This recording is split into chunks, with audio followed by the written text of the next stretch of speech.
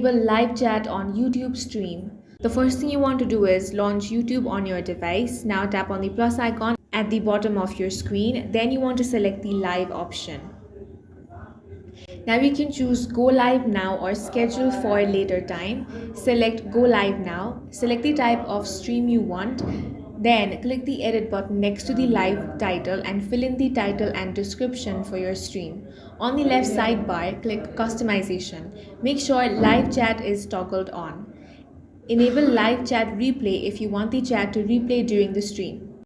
Under participant mode, choose who can send messages in the chat. Optionally, set a message delay for chat to show up for after a few seconds. Now click save to confirm your settings, go live, and the live settings will appear on the right hand side of your stream. That's all for this video. If you found it useful, make sure to hit the like button and subscribe for more videos like this.